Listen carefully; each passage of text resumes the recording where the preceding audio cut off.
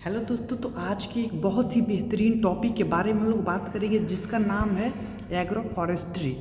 ठीक, अब इसके बारे में हम लोग जानेंगे कि इसमें हम लोग कौन कौन से टॉपिक कवर करेंगे। तो concept of agro forestry, agro forestry का कॉन्सेप्ट हम लोग पता करेंगे और component of agro forestry, agro forestry के कंपोनेंट के बारे में जानेंगे और एग्रो फॉरेस्ट्री से क्या बेनिफिट्स है उसके बारे में जानेंगे और एग्रो फॉरेस्ट्री का डिमेरिट्स क्या है उसके बारे में जानेंगे। साथ ही हम लोग इसके सोशल फॉरेस्ट्री के बारे में जानेंगे और एग्रो फॉरेस्ट्री और सोशल फॉरेस्ट्री के बीच डिफरेंस क्या है उसके बारे में जानेंगे। पूरी वीडियो में जानेंगे, बहुत ही बेहतरीन तरीके से हम लोग पढ़ेंगे। चलिए वीडियो को शुरू करते हैं। अब हम लोग इसके कॉन्सेप्ट के बारे में जानेंगे, एग्रो फॉरेस्ट्री के कॉन्सेप्ट के बारे में जानेंगे। तो agro forestry agro plus forestry word से मिलकर बना है। एग्रो मतलब होता है फार्मिंग, जो कि ये जो वर्ड है वो एगर वर्ड से मिलकर बना है। एगर, जो वर्ड एगर है वो कौन सा वर्ड है, तो वो लैटिन वर्ड है। ठीक, और आगे हम बात करते हैं फॉरेस्ट्री। फॉरेस्ट जो वर्ड है वो आपका फ्रेंच वर्ड है। ठीक, और दोनों को मिक्स मिलकर बनता है आपका एग्रो फॉरेस्ट्री। अब एग्रो फॉरेस्ट्री किन्होंने दिया, तो इसका फादर ऑफ एग्रो फॉरेस्ट्री बोला जाता है पीके नायर को। ठीक, और पीके नायर और ICRAF मिलकर एक डिफाइन दिए एग्रो फॉरेस्ट्री होता क्या है। तो agro forestry is a land use system, ठीक, वेयर वुडी पेरेनियल मतलब ट्री और shrubs and deliberately use on the same land as agriculture crops or animals in the same form और spatial arrangement और temporal sequence. यानी simple से बात है, agro forestry एक ऐसा लैंड यूज मैनेजमेंट सिस्टम है जिसमें हम लोग ट्री यूज़ करते हैं, ठीक, सर्ब्स हर्ब्स और साथ ही लाइव स्टॉक। ठीक, और थर्ड जो हम लोग बात करेंगे वो है आपका क्रॉप्स। ठीक, तो सिंपल से इसमें तीन चीज़ हम लोग यूज़ करते हैं। एक है ट्री, ठीक, दूसरा है लाइव स्टॉक, ठीक, और थर्ड जो है वो आपका है क्रॉप्स। ये तीन चीज़ के मिलने से आपका बनता है एग्रो फॉरेस्ट्री। ठीक, मतलब सिंपल सी बात है कि अगर किसी के पास कम ज़मीन है, वो चाहते हैं ज़्यादा बेनिफिट्स कमाना, तो वो क्या करेंगे कि एक ही सेम जगह पे दो या दो से ज़्यादा वैरायटीज़ लगाएंगे। ठीक, क्रॉप्स लगा देंगे, आपका ट्री लगा देंगे, ठीक, और साथ ही वहाँ पे आकर जानवर हैं वो अपना चारा चर लेंगे। इससे हमारा लैंड का यूज़ भी मैनेजमेंट अच्छे से हो गया और हमें ज़्यादा बेनिफिट्स भी मिलेगी, इकोलॉजिकल बैलेंस भी मिलेगी। तो जैसा कि आप देख सकते हैं, इधर पेड़ लगाया हुआ है और यहाँ अपना क्रॉप्स लगाया हुआ है। ये एक एग्रो फॉरेस्ट्री मॉडल डेवलप किया गया। ठीक, और अगर हम ये ICRAF की बात करें तो इसका फुल फॉर्म होता है international council for research in agriculture. ठीक, जो कि अब ये कौन से नाम से जाना गया है, तो अब ये वर्ल्ड एग्रो फॉरेस्ट्री सेंटर से जाना जाता है। वर्ल्ड एग्रो फॉरेस्ट्री सेंटर के नाम से ये जाना जाता है ICRAF। ठीक, ये क्वेश्चन आपको आ सकता है, इसके फुल फॉर्म ये भी आ सकता है कि ये कौन से इसका अब नाम बदल कर क्या हुआ, तो वर्ल्ड एग्रो फॉरेस्ट्री सेंटर इसका रखा गया नाम। और ये भी आ सकता है आपको कहीं कहीं क्वेश्चन में कि फादर ऑफ एग्रो फॉरेस्ट्री कौन है और इनके कंपोनेंट कितना है, और आगे हम लोग बात करेंगे। अब आगे हम लोग बात करेंगे कि एग्रो फॉरेस्ट्री के कंपोनेंट के बारे में हम लोग बात करेंगे कि एग्रो फॉरेस्ट्री के इसका कंपोनेंट क्या होता है। तो इसमें हम लोग बात करेंगे कि ट्रीज फर्स्ट एक कंपोनेंट हो गया जो कि ट्रीज, सेकंड कंपोनेंट हो गया क्रॉप्स और थर्ड कंपोनेंट हो गया लाइव स्टॉक। जैसा कि आप देख सकते हैं ये डायग्राम के थ्रू कि एक है ट्री, क्रॉप्स और लाइव स्टॉक, ये तीनों के मिलने से एग्रो फॉरेस्ट्री डेवलप होती है। जैसे ट्री का इसमें रोल क्या है, तो ट्री सबसे इंपॉर्टेंट रोल निभाती है जो कि आपका प्रोवाइडिंग करती है सीड, यानी रहने के आश्रय प्रोवाइड करती है, साथ ही प्रोटेक्ट करती है सॉइल को बनाए रखती है, वो सॉइल इरोजन को बचाती है।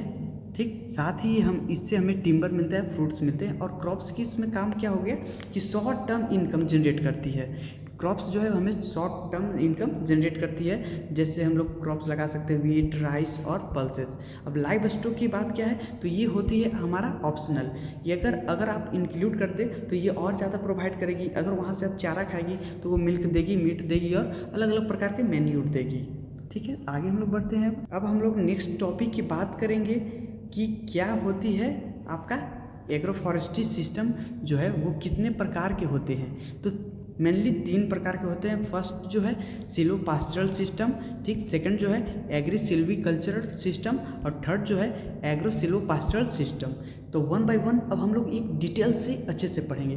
तो सिलो पास्चरल के मतलब सिंपल से है कि इसमें ट्री इंक्लूड होंगे और लाइव स्टॉक। ट्री यानी पेड़ पौधे और पशु, ये दोनों के कॉम्बिनेशन से आपका क्या होता है, सिलो पास्चरल सिस्टम मैनेज की जाती है। तो जैसे एग्जाम्पल के रूप में हम लें तो एक पेड़ लगा देंगे, ठीक, और साथ ही यहाँ पे जानवर चरेंगे, ठीक। अब इससे क्या फ़ायदा होगा, इससे यही फ़ायदा होगा कि पेड़ से हमें क्या मिलेगी, तो पेड़ से हमें छाया मिलेगी। और जो पशु हैं, जो लाइव स्टॉक है, तो उन्हें क्या मिलेगा, वो वहाँ आएंगे और चरेंगे, ठीक, उन्हें छाया भी यहाँ प्रोवाइड होगी और हम लोग पेड़ से फल फ्रूट भी ले सकते हैं। सिंपल सी बात है। अब हम लोग आगे बात करते हैं एग्री सिल्वीकल्चर सिस्टम के बारे में। इसमें क्या होती है, तो ट्री और क्रॉप्स के मेनली कॉम्बिनेशन से होती है। ट्री और क्रॉप्स के ग्रोन किए जाते हैं इसमें। तो अब इसमें क्या करते हैं कि एक आप ट्री ले लेते हैं और दूसरा क्रॉप्स हो जाते हैं, तो इससे दोनों के कॉम्बिनेशन होते हैं, ठीक, ट्री भी उगाए, ठीक, और क्रॉप्स भी। तो ट्री से आपका क्या हो गया कि लॉन्ग टर्म इनकम जनरेट हो गया और क्रॉप से आपका शॉर्ट टर्म इनकम जनरेट हो गया। अब आगे हम बात करते हैं एग्रो सिल्वो पास्चरल सिस्टम। इसमें क्या होती है, तो इसमें 3 कॉम्बिनेशन होती है। पेड़ का कॉम्बिनेशन होती है यानी ट्री का, क्रॉप्स का यानी फसल का, और लाइव स्टॉक यानी जानवर का कॉम्बिनेशन होती है। ये ओवरऑल 3 का कॉम्बिनेशन। अब इसमें क्या होती है कि एक जैसे आपका पेड़ है, ठीक, उसी के साथ वहाँ पे क्रॉप्स उगाए जाते हैं, ठीक, और वहाँ पे अपना जो गाय भैंस है वो चराए जाते हैं। तो इससे तीनों को फ़ायदा हो गया।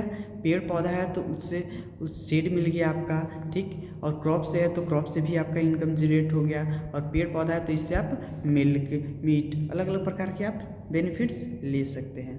जैसे देख सकते हैं एग्रो फॉरेस्ट्री के 3 है, agrisilvicultural, silvopastoral, agrosilvipastoral, ठीक। इसी में आपका आता है home garden, alley cropping, pasture, rangeland, home garden, ठीक। यहाँ भी आप देख सकते हैं अलग अलग प्रकार के डिफरेंट प्रकार के एग्रो फॉरेस्ट्री सिस्टम्स हैं। अब हम लोग आगे बात करेंगे कि बेनिफिट्स ऑफ एग्रो फॉरेस्ट्री, यानी एग्रो फॉरेस्ट्री का बेनिफिट्स हम लोग जानेंगे। तो सबसे पहले बात जो करेंगे कि सॉइल प्रोटेक्शन, यानी सॉइल प्रोटेक्शन क्या करेगी, तो ये हमारा सॉइल इरोजन से हमें बचाएगी, ठीक, सॉइल इरोजन से बचाएगी। कैसे बचाएगी भाई, तो ये क्या करेगी कि हमारा फर्टिलिटी मेंटेन करेगी, सॉइल फर्टिलिटी मेंटेन करके रखेगी। जैसे अगर हम एग्जाम्पल की बात करें तो पहाड़ों में जो लैंडस्लाइड होती है वहाँ पे अगर हम पेड़ लगा देंगे तो लैंडस्लाइड आपका कम होगी। तो ये भी एक सॉइल प्रोटेक्शन की काम करती है। पेड़ लगा दीजिए जहाँ पहाड़ों की एरिया है, वहाँ पे आपका लैंडस्लाइड कम होगी, इसका रिस्क। अब हम सेकंड नंबर की बात करें तो एक्स्ट्रा इनकम। अब एक्स्ट्रा इनकम कैसे आती है, तो सिंपल सी बात है एक्स्ट्रा इनकम की कि एक ही ज़मीन से हम लोग 2 या 2 से ज़्यादा चीज़ लगा देते हैं। जैसे कोई आदमी है जो ट्री लगाया, ठीक, और साथ ही वेट लगा दिया, तो वेट से आपका 6 महीना में आ गया उसका इनकम, और साथ ही अगर वो आम के पेड़ लगाया तो उसका 5 साल में इनकम आ गया, लॉन्ग टर्म इनकम और शॉर्ट टर्म इनकम, जिससे एक्स्ट्रा बेनिफिट्स उसको मिल गई। अब थर्ड नंबर की बात करते हैं क्लाइमेट कंट्रोल।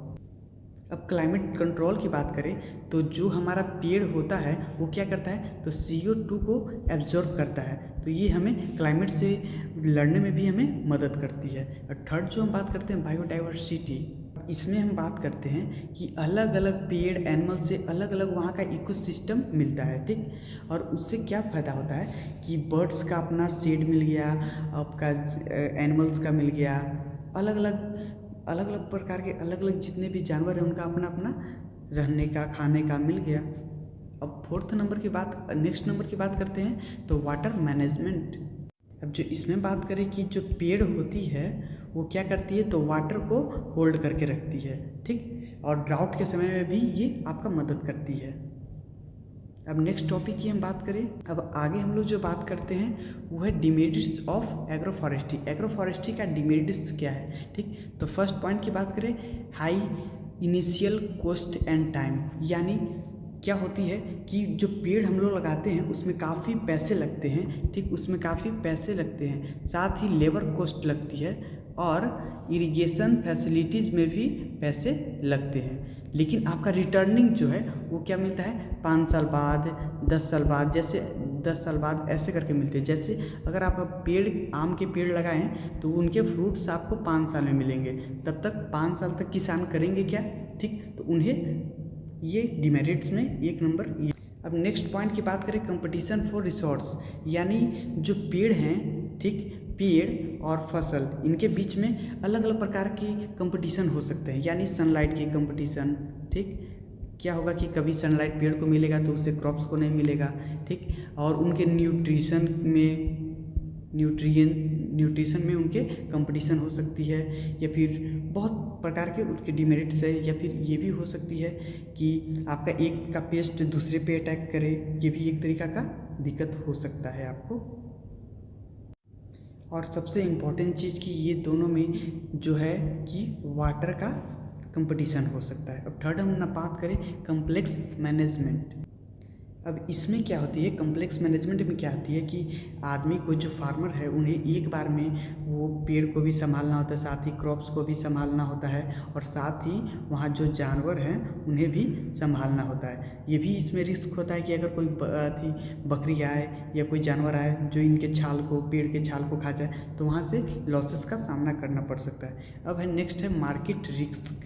मार्केट रिस्क में बात करें तो अगर मान के चलिए टिम्बर, ठीक, या फिर आपका फ्रूट, ठीक, ये सब में क्या होगा कि अगर मान के चलिए मार्केट में टिम्बर का रेट गिर जाए तो वो जो फार्मर है उसको नुकसान होगा। फ्रूट्स जैसे लगाए और उस समय उसे किसी कारणवश नेचुरल की वजह से या आर्टिफिशियली से, या तो मार्केट में उसे दाम नहीं मिले या फिर उससे ख़राब हो जाए, तो इसको मार्केट रिस्क का सामना करना पड़ सकता है, ठीक, किसान को लॉस होगी। और जो हम लास्ट नंबर की बात करें, लैंड लिमिटेशन।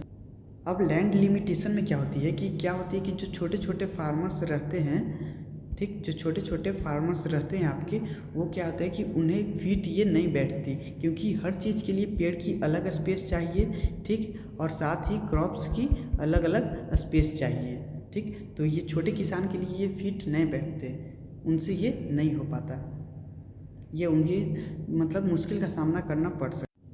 जैसे 1 एकड़ में ये करना मुश्किल थोड़ा हो सकता है आपको। आगे जो बात करेंगे कॉन्सेप्ट ऑफ सोशल फॉरेस्ट्री, यानी सोशल फॉरेस्ट्री की कॉन्सेप्ट क्या है, ठीक, तो उससे पहले हम लोग जान लेते हैं कि जो सोशल फॉरेस्ट्री का जो टर्म है वो किसने दिया था।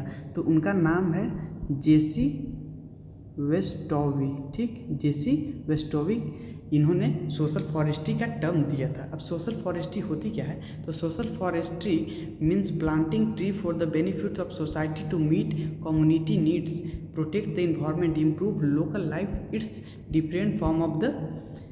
Different from agroforestry but related. अब एग्रो फॉरेस्ट्री, सोशल फॉरेस्ट्री का सिंपल से फंडा यही है कि हम लोग जो समाज के लिए जो पेड़ लगाते हैं, तो क्यों लगाते हैं, ताकि उन्हें भी कुछ न कुछ समाज को फ़ायदा मिल सके, साथ ही कम्युनिटी जो नीड है उनका वो फुलफिल हो सके, और हमारे इन्वायरमेंट भी बचाए रखे, ठीक, और लोकल जो लाइफ है उनको बेटर इम्प्रूवमेंट हो, उसी को कहते हैं सोशल फॉरेस्ट्री।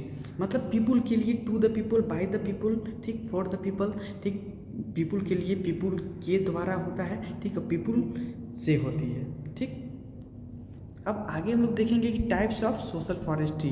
सोशल फॉरेस्ट्री कितने प्रकार के होते हैं, तो एक होती है farm forestry, community forestry, extensive forestry, extension forestry और रिक्रिएशनल फॉरेस्ट्री। अब 1 बाय 1 अब हम लोग जानेंगे कि फार्म फॉरेस्ट्री होती क्या है। अब फार्म फॉरेस्ट्री में क्या आती है, तो ये सिंपल सी बात है कि वैसे फॉरेस्ट्री जो वहाँ फार्मर्स क्या हैं अपने फ़ायदे के लिए, अपने बेनिफिट्स के लिए अपने ज़मीन पे साइड में पेड़ लगा देते हैं, ठीक, ताकि उन्हें फ़ायदा हो, उसको कहते हैं फार्म फॉरेस्ट्री। अब सेकंड है कम्युनिटी फॉरेस्ट्री, यानी कम्युनिटी फॉरेस्ट्री में क्या आते हैं, सिंपल से कम्युनिटी फॉरेस्ट्री का मतलब होता है कि गांव के लोग क्या करते हैं, कम्युनिटी की भलाई के लिए, ठीक, वो क्या करते हैं पब्लिक लैंड पे फॉरेस्ट को उगा देते हैं, उसको कहते हैं कम्युनिटी फॉरेस्ट्री। अब आइए एक्सटेंशन फॉरेस्ट्री क्या होती है। अब एक्सटेंशन फॉरेस्ट्री में वैसे पेड़ आते हैं जो क्या होते हैं कि आप कहीं देखे होंगे कि रोड के किनारे पे, कैनाल के किनारे पे या रेलवे ट्रैक के किनारे पे जो फॉरेस्ट्री लगा दी जाती है, ठीक, उन्हीं को कहते हैं एक्सटेंशन फॉरेस्ट्री। आपके घर के, आपके रोड के किनारे जो फॉरेस्ट लगा दिए जाते हैं वो सब फॉरेस्ट एक्सटेंशन फॉरेस्ट्री में आ जाती है। अब नेक्स्ट बात करेंगे रिक्रिएशनल फॉरेस्ट्री। इसमें जो बात करें रिक्रिएशनल फॉरेस्ट्री में, इसमें क्या होता है कि कोई भी अगर पार्क है, ठीक, तो वहाँ पे क्या होता है कि पेड़ लगा दी जाती है या पिकनिक पे, ताकि आदमी पार्क में घूमे, उन्हें अच्छा लगे, उन्हें हरा भरा जगह मिले। तो ये सारी चीज़ें मतलब बेहतरीन दिखने के लिए, खूबसूरती को बढ़ाने के लिए जो लगाए जाते हैं पेड़, उसे कहते हैं रिक्रिएशनल फॉरेस्ट्री। ठीक, सिटी में अलग अलग पार्क बनाए जाते हैं, वहाँ पे आप क्या करते हैं कि लगा दिए जाते हैं पेड़, उसको वो सारी पेड़ रिक्रिएशनल फॉरेस्ट्री में कंसीडर किए जाएंगे।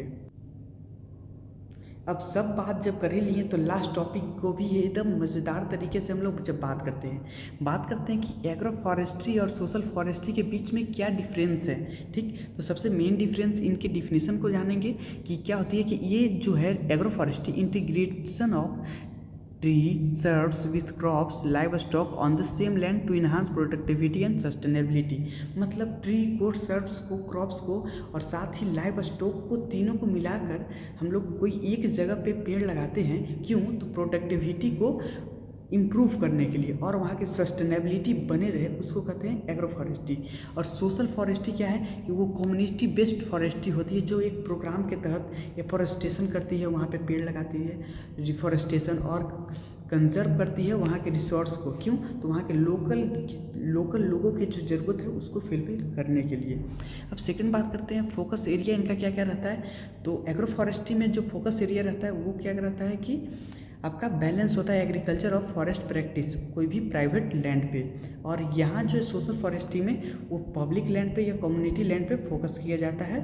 ठीक, आगे हम बात करते हैं प्राइमरी गोल। अब इसका मेन प्राइमरी गोल क्या है? तो इम्प्रूव करता है फार्म प्रोडक्टिविटी, ठीक, साथ ही आपका डाइवर्स इनकम जनरेट करता है, कंजर्व करता है बायोडाइवर्सिटी। जबकि सोशल फॉरेस्ट्री वाले प्राइवेट ऑन होते हैं, सोशल फॉरेस्ट्री वाले क्या करते हैं, तो इसमें फ्यूल वूड के लिए पर्पस से होता है, फॉडर के पर्पस से, टिम्बर के पर्पस से, वहाँ के लोकल के लिए आप अपना लोकल जो लोग हैं वो फ्यूल यूज कर सकते हैं, फॉडर यूज कर सकते हैं और टिम्बर यूज़ कर सकते हैं और इम्प्रूव कर सकते हैं वहाँ के इन्वायरमेंटल हेल्थ को। अब बेनिफिट्स किन्हें किन्हें होती है वो जानेंगे। तो एग्रो फॉरेस्ट्री में फार्मर्स को बेनिफिट होती है, जो लैंड ऑनर हैं, जो उसके मालिकाना हक है उन्हें होती है। और साथ ही अगर हम सोशल फॉरेस्ट्री की बात करें तो इसमें कम्युनिटी के हर लोगों की फ़ायदा होती है, और ख़ास करके ये रूरल और ट्राइबल पॉपुलेशन को फ़ायदा होती है, क्योंकि वही लोग पेड़ से ज़्यादा जुड़े होते हैं, उन्हें पेड़ से हर फ़ायदा मिलती है। और ऑनरशिप की हम बात करें तो यहाँ प्राइवेटली ऑन होती है लैंड, ठीक, जो कि वहाँ वो अपने वॉलेंटियर लगाते हैं ताकि उन्हें ज़्यादा बेनिफिट मिल सके, अपने अकॉर्डिंग वो अपने काम करते हैं। जबकि सोशल फॉरेस्ट्री में पब्लिक और कम्युनिटी लैंड होती है, जो कि सरकार या कोई कॉरपोरेट स्कीम के द्वारा लाई जाती है। अब स्केल ऑफ प्रैक्टिस की बात करें तो प्रैक्टिस होती है इंडिविजुअल, कोई एक आदमी या स्मॉल स्केल फार्मर्स करते हैं, और जबकि सोशल फॉरेस्ट्री में एक बड़े ग्रुप, एक बड़े कम्युनिटी लोग मिल के इम्प्लीमेंट करते हैं। ठीक, चलिए थैंक यू, हमारा वीडियो ख़त्म हुआ। ठीक, आपको कैसा लगा कमेंट में ज़रूर बताइएगा। मेरा नाम हिमांशु कुमार हैप्पी, मैं सेकंड ईयर यूजी का student, Bihar agriculture university. Thank you, मिलेंगे नेक्स्ट एक अगले वीडियो में अलग टॉपिक की मज़ेदार कंटेंट के साथ। चलिए।